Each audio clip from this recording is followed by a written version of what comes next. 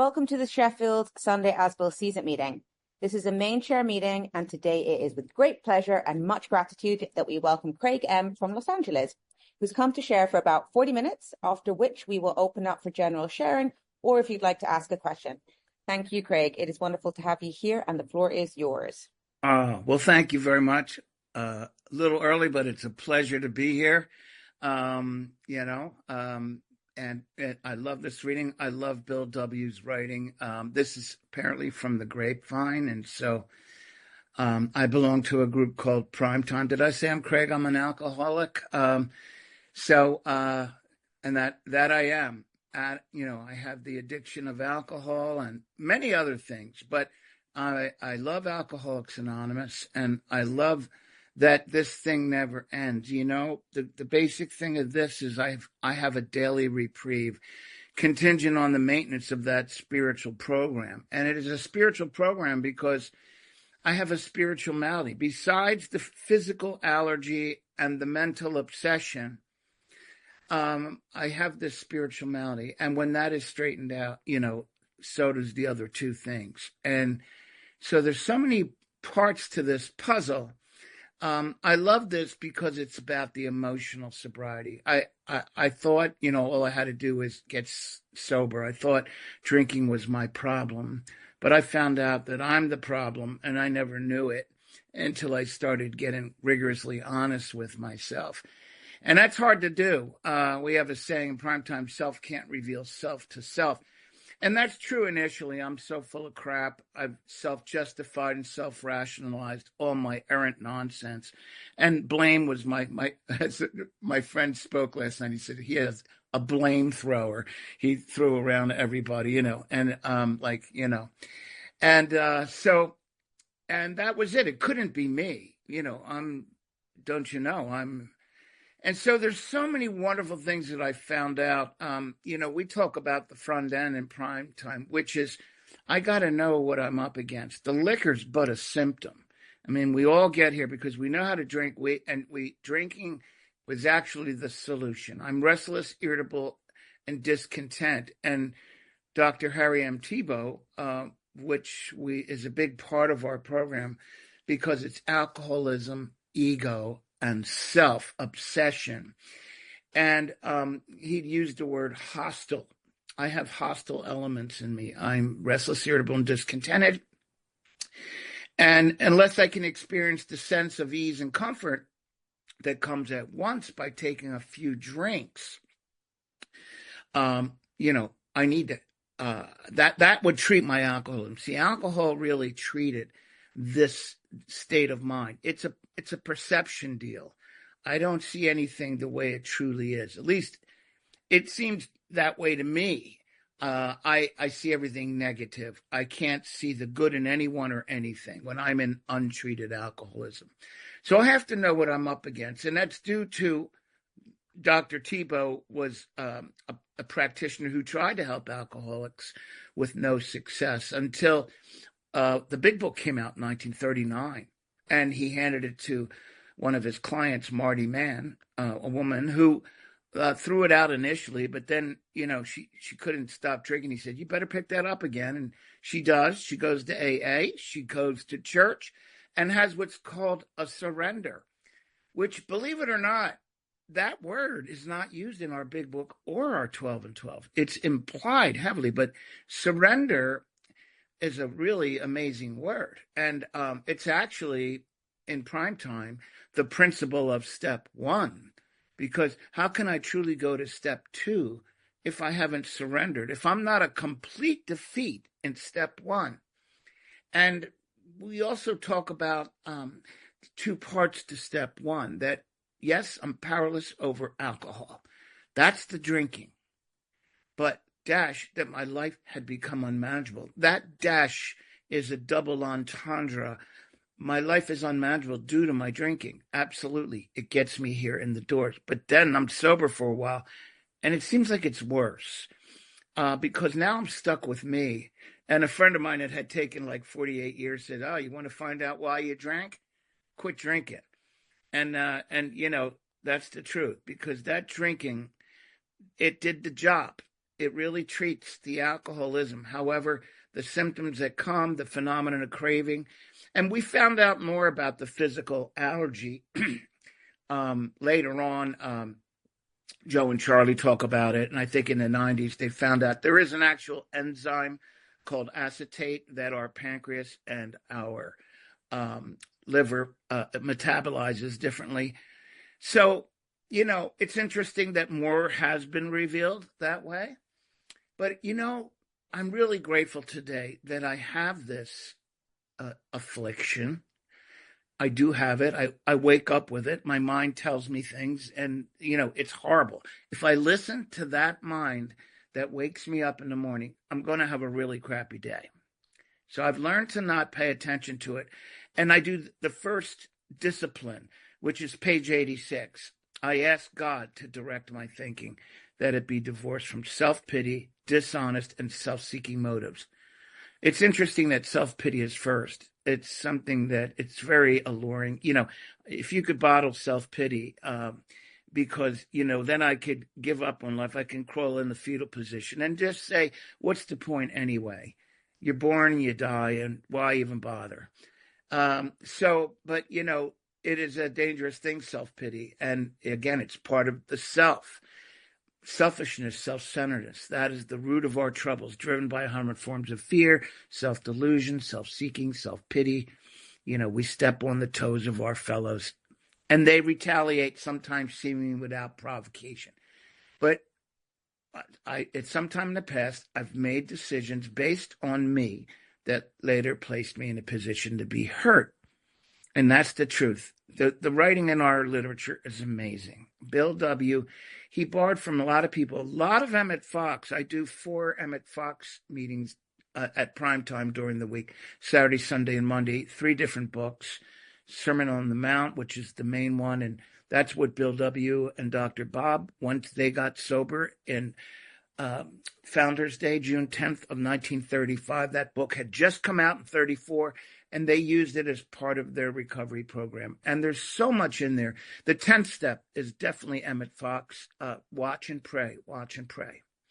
And that application is so important. We do it in prime time in step 1. We watch our minds because it's my mind, it's the problem. For reasons yet obscure, we have lost the power of choice in drink.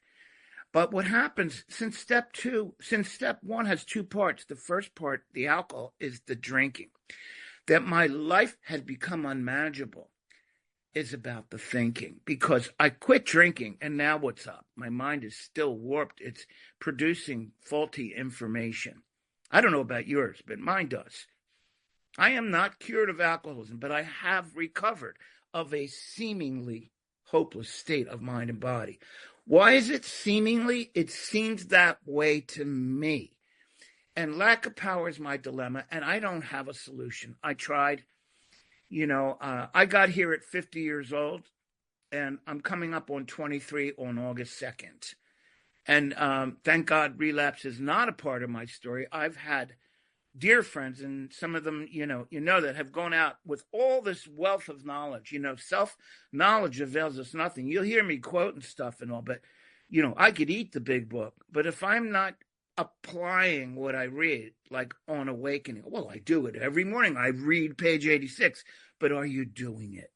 Because this creator, whatever it is, and I love, as Texas Terry's on here, I love God. I love my best friend, God, and I had to develop a whole new attitude. Some people don't have a God when they get here. I grew up very religious, Armenian Apostolic. It's like one of the original forms of Catholicism. But it worked. I prayed. My prayers, were back when I was using God, please, waiting for the store to open for the liquor or the drug dealer to get here, or it was that kind of prayer. Or the lights are behind me. God, please get me out of this jam. I promise I'll be a good boy. But no, there's a different thing here that I was able to build because of page 46.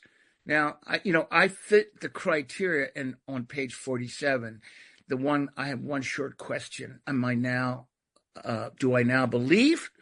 Or am I even willing to believe that there is a power greater than me? It's not even asking me to believe in a power, just that there is one.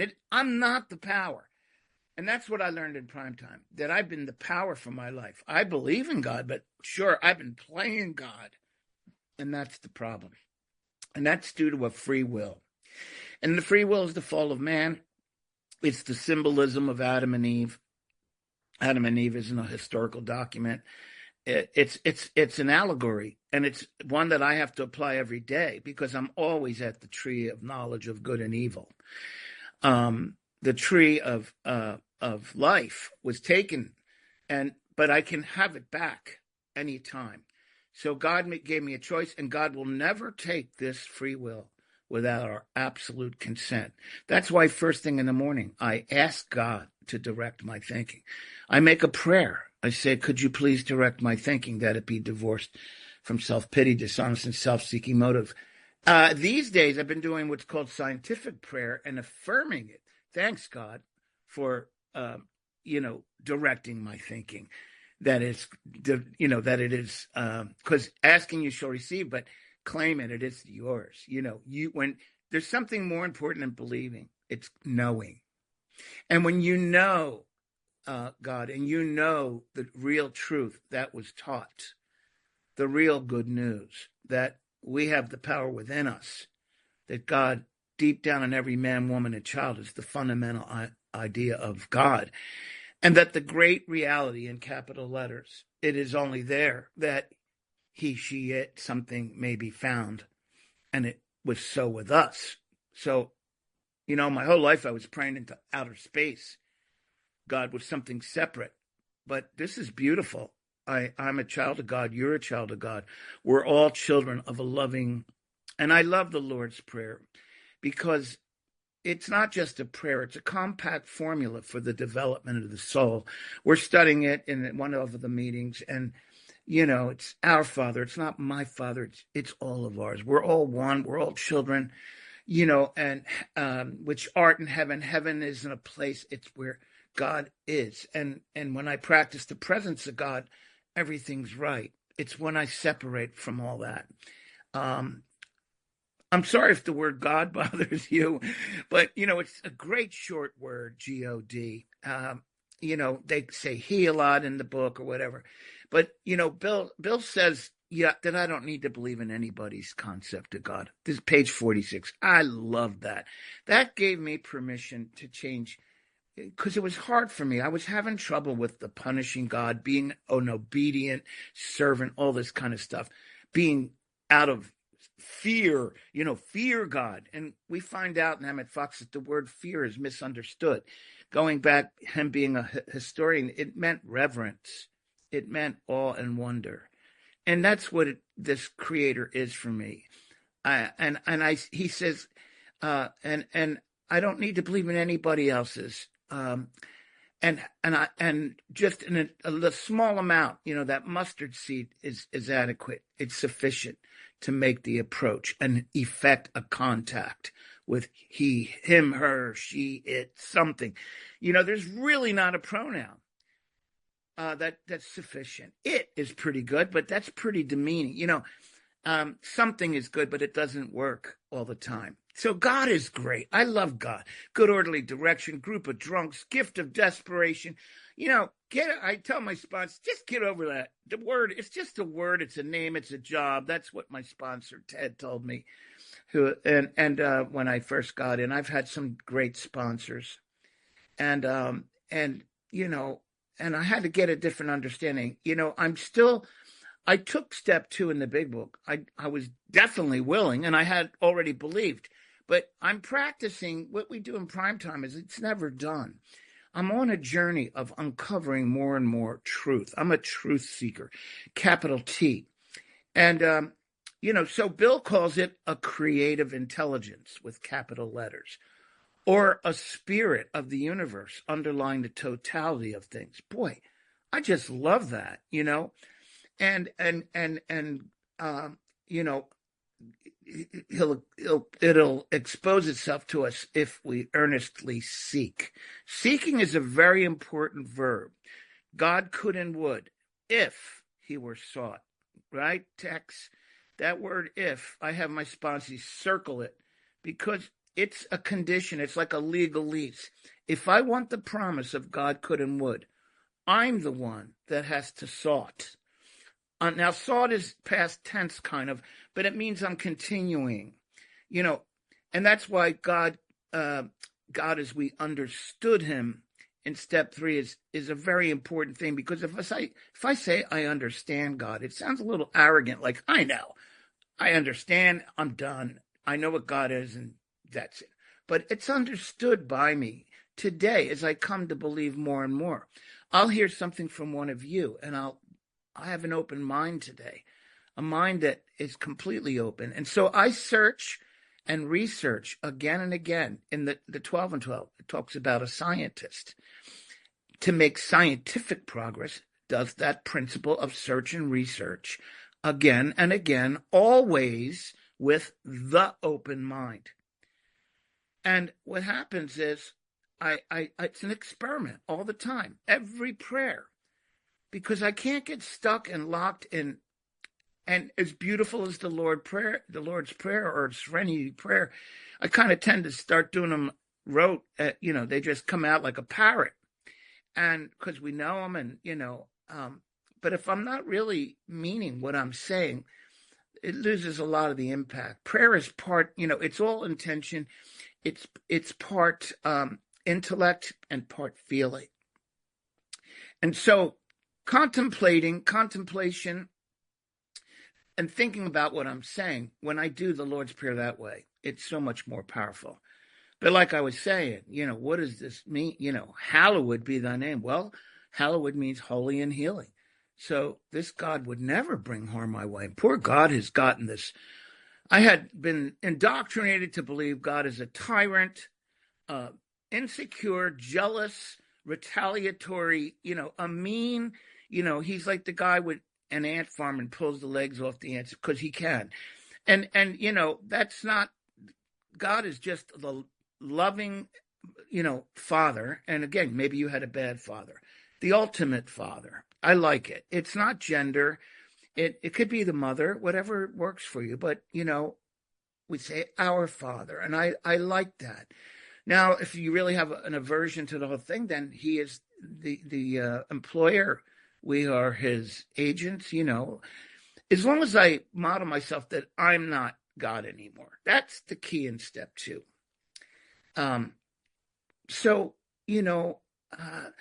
Once I start to open my mind and try some stuff, because I can't take your word on it.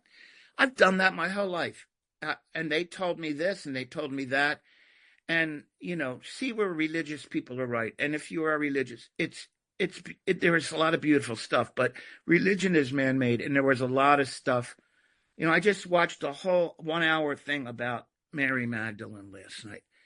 And, Mary was the very last person that Jesus gave all this great stuff. And everything is in it is non-dogmatic. It's beautiful. And because she was a woman, Peter and they didn't want, God, Jesus would never do it. They were like fighting. But meanwhile, the real message, when Rome took on about 300 AD, when it started building this religion from stuff, they had an agenda, and it was not what Jesus initially wanted. Didn't want priests and stuff. So religion took on a whole other thing. All the Pharisees, all Paul himself, who was Saul, had pharisaical things, and there was lots of misogyny. There was a lot of stuff. So women to this day are still not equal in pay or things like that. But really, she was beautiful, and he loved her the most. And there's just some great stuff if you ever read the Book of Thomas. This stuff got omitted. Gnosticism, which was the original, they killed these people as heretics because they didn't follow the rules. Anyway, this is a whole nother thing. I don't want to get into too much religion stuff. All I know is AA is my church now. I love everything about it. It has given me a life beyond anything. Sobriety should be the main gift, and it is. I didn't know how I would stop drinking or using. I mean, I'd be just a mess. It was, that is how I lived to use and used to live, as they say. And so having these steps, which the 12 steps are a group of principles, and a principle is an essential truth. It's been proven throughout time. And so AA's 12 steps are a group of principles spiritual in their nature, which, if practiced as a way of life, can not only expel the obsession to drink, but the obsession to think the way I do, and enable the sufferer to become happily and usefully whole. That's all I ever wanted. I wanted to feel okay in my own skin, and I never did, but alcohol did that for me. And so Carl Jung says we are all spiritual people, drinking spirits, trying to artificially lift our spirits so that we could live in a world we didn't know how to cope with. And that was my story. But unfortunately, it got a hold of me. But fortunately, it did. It got me here. And I've been given a design for living. I owe so much to this design for living. I never knew how to live. I was scared all the time, going to school. I had so much anxiousness, worrying. My parents were very religious in church. They did so much, but they worried about everything. And I go, where's your faith? What is God doing for you? And when people have fear, and it's a very crippling thing, it's the termites that ceaselessly devour any kind of life. Fear is and all fear is a false belief that something is true that isn't God's truth. There's only two real emotions, according to Emmett Fox, and if you think about it, it's true. There's love, which is God, and it's very constructive, and then there's fear, which is a man-made construct based on previous negativities in the past and taking them into the future, and it's very destructive. And so I'm either in one or the other. I can say I have faith, but really my faith is waning somewhere. There's a stronger doubt if I'm letting fear take over. This takes a lot of mental work. I have to watch my thoughts with constant, unceasing vigilance. Constant. All the time right now, unceasing, it never stops. And vigilance with all my will. You see, the only thing I can really do with my will is exert it to have it conform with God's will. Because our whole problem had been the misuse of willpower. And that's page 40 of the 12 and 12. And in the light of our own circumstances, we're the only ones that can try to conform our will with God's intention for us. God gave us instincts for life. They were God-given.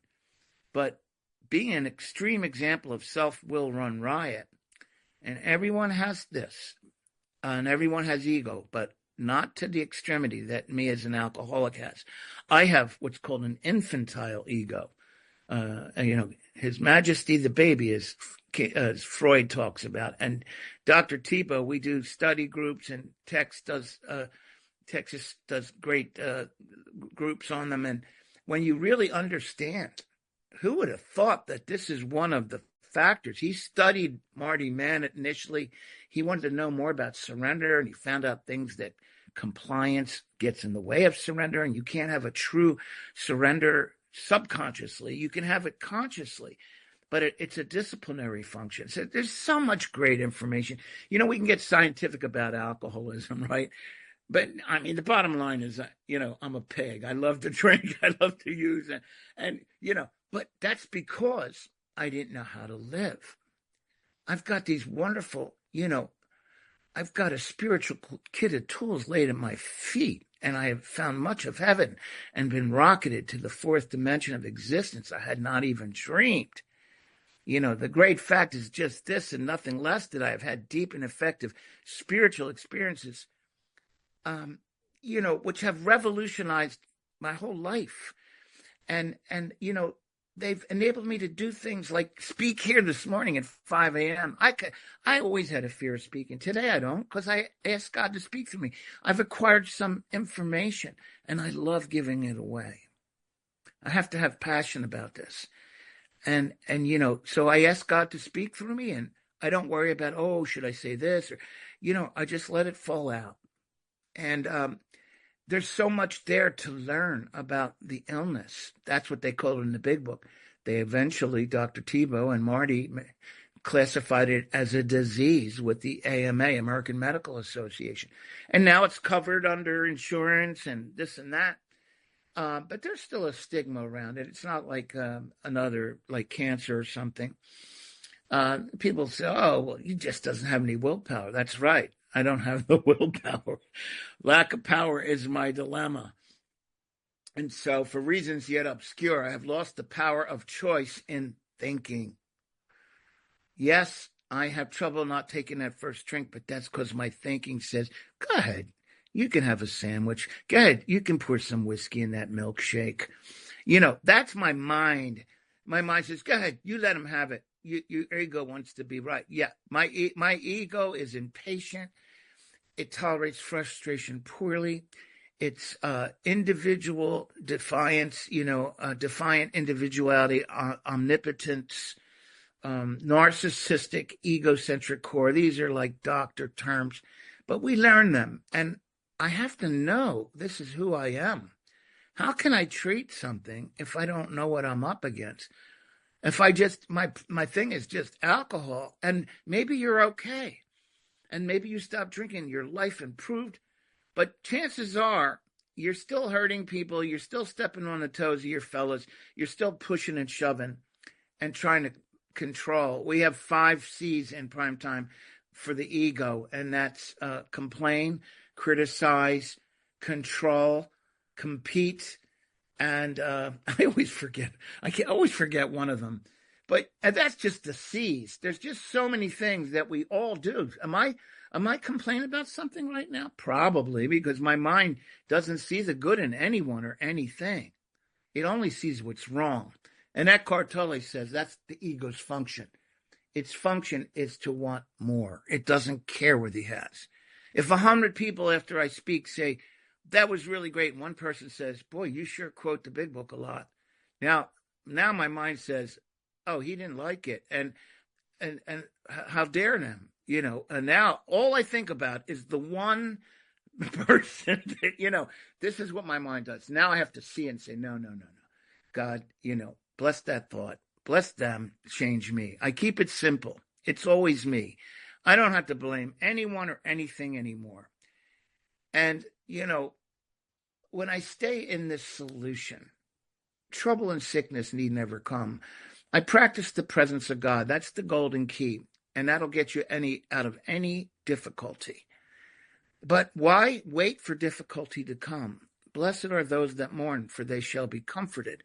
Mourning in itself is not a good thing. But what it is, and it's one of the principles in step 1, why all the insistence that every AA must hit bottom first? And the reason is if we don't hit some kind of a bottom, why would I ever do this? Why would I be here this morning at 5 a.m.? Why would I make amends and restitutions for harms done? Why would I pray and meditate? Why would I help another alcoholic? Not unless I needed to do it in order to stay alive myself, So I'm selfish enough where I don't want to die. So I give this thing a try. And that's the bottom I hit here. And in the reading, he talks about the first awakening. And there's the first surrender. I admit I'm powerless over alcohol and that my life had become unmanageable.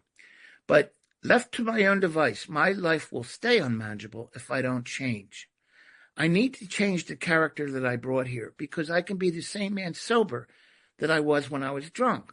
I can be a sober horse thief. It's not going to work. I'm not going to get away. The dishonesty is going to crush me, and I'm going to probably wind up drinking again. So, and it's not even about, I want a good life. And that's why we have these incredible steps. First in step 1, I'm powerless. I've got to actually, under the light of my own circumstances, like I said, I'm the only one that can, but, I'm driven to AA. There I discovered the fatal nature of my position here, my situation. And then and only then do I become as open-minded, conviction, and willing to listen as the dying can be. I stand ready to do anything that will relieve the merciless obsession. First, it's the drinking. Then it's my mind talking to me. The committee, it was actually a lynch mob. I mean, I was punching my head. It was so loud, and, it was a very organized committee talking to me. And it starts in the morning. That's why if I don't start my program first thing in the morning, page 86, not reading it, doing it, asking God, giving permission to turn my will over, that it be divorced from self-pity, dishonest, and self-seeking motives. Now there's a promise. Under these conditions, I can employ my mental faculties with assurance. For after all, God gave us brains to use. Wouldn't you think? And our thought life will be placed on a much higher plane when our thinking is cleared of wrong motives. And so it's those self-seeking motives. I always have an agenda. I can be kind and loving, but aren't I really a self-seeker? I'm trying to get some. I'm a manipulator, man. I could manipulate whatever. But I have to start seeing this stuff. And once I do, then I can do something about it. If I can't see it, it's going to be very difficult. So I need God's help. Okay, tell me what to do. I qualify step 1. This is where I come to believe in step 2 that, and it doesn't even say in a power, that a power greater than myself could restore me to sanity. Sanity defined as soundness of mind. Man, I was like 15 years sober, driving, and somebody threw a bottle of water, and man, my instinct, my ego, I'm ready. I'm driving up on the pavement, ready to run him over. Somebody on a motorcycle hits my mirror, and he drives off. I'm going through the lights, chasing him, screaming, beeping. I mean, a maniac. That is not soundness of mind. See, what is that? Well, I was ashamed afterwards. And there was a couple times the crowd and the people, they were horrified. They're calling the police, and I had to do a group amends right then. Thank God for the 10th step. Promptly admit it. And, so step 2, I come to believe. Again, there's the only criteria in the big book is, do I now believe or am I willing to believe? Once you're willing, we assure you you're on your way. This is the cornerstone of the spiritual structure. And the cornerstone is that first stone in place. This is the mustard seed. I'm willing.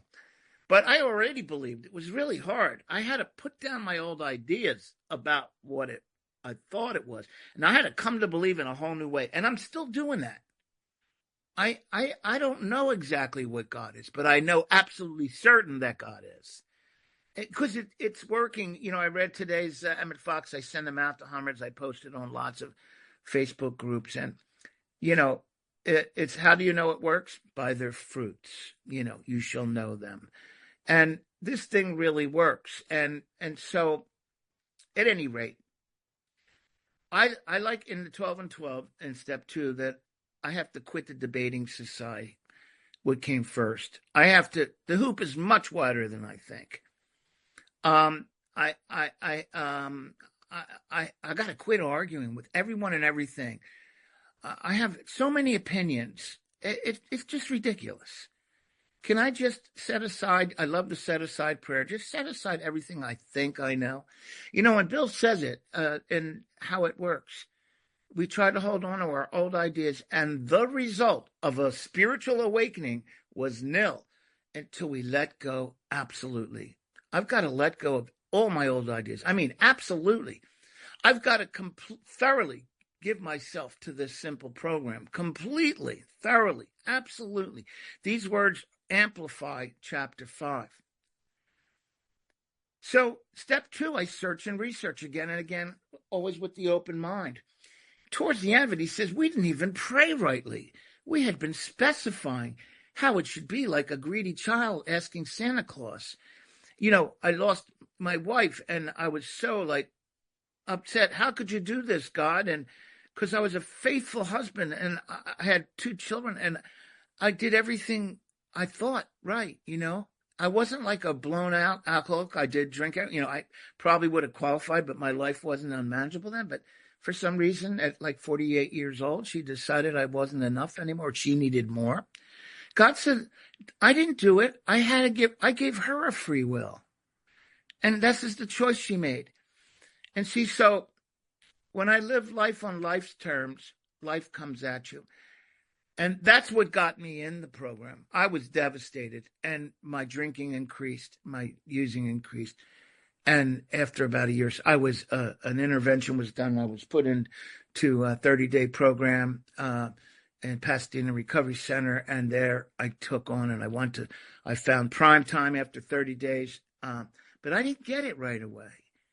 The first 90 days were okay. It was a different feeling being straight, but it was an altered consciousness. But then alcoholism set in, and I struggled for 2 years, but I didn't drink no matter what. I held on to my seat, and I kept going for it, and I realized my selfishness. My head was so far up my rear end, I couldn't see the light of day. And I started praying for you, and I started praying for others, and getting a comprehension of this loving God had my back. I didn't need to pray for me anymore.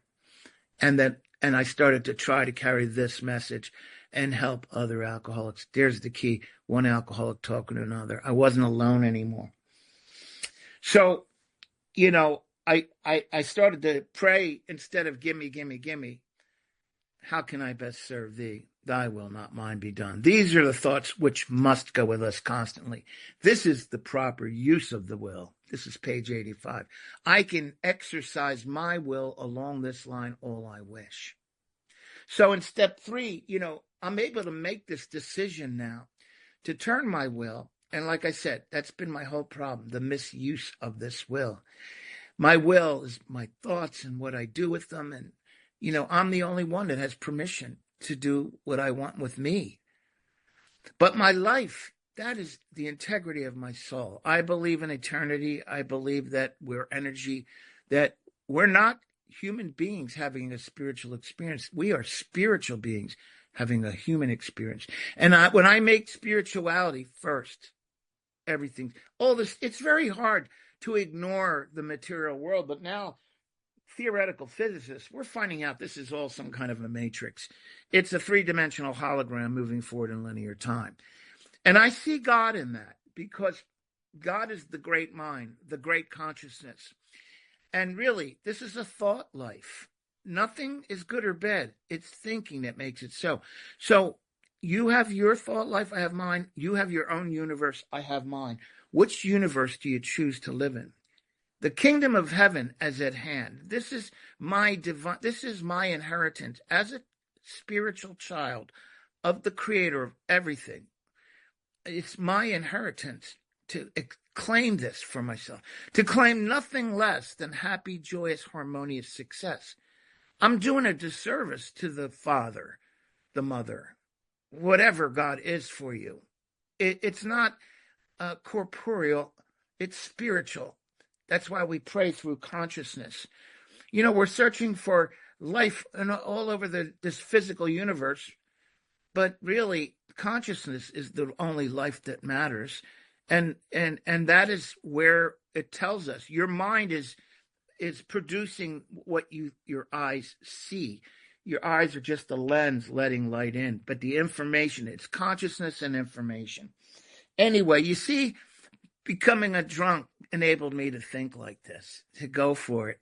There's so much more to uncover and discover and discard. I've taken all 12 steps. After the 3rd step, because my life is my soul. That's my living. I confuse my living and my life. Yes, they're connected, but I'm not my job. I'm not my car. I'm not my house. I'm Craig. I have a soul, and I've allowed the spirit of the universe, underlying the totality of things, to enter at this moment. It's always now. See, I have to become aware. When I'm not in the now, right now, this moment, that's when I get into trouble. If I go to the past, I'm in regret. If I go to the future, I'm in fear. No, right here, right now, with you guys, my fellow brothers and sisters, my fellow alcoholics, this beautiful program. I've had a spiritual awakening, and you can continue to have it, because my ego's never satisfied. I want more. And you know what? I use my addiction to my advantage today. I want more of this. So if I want more of this, I got to keep doing more of this. This is how it's all karma. You get what you reap what you sow. Anyway, guys, I think I'm out of time. I have a timer on, got about 19 seconds. Anyway, thank you so much, Young, for asking me. And it's a really nice group. It's a great way to start my day, trying to carry this message. So anyway, thank you very much for letting me share.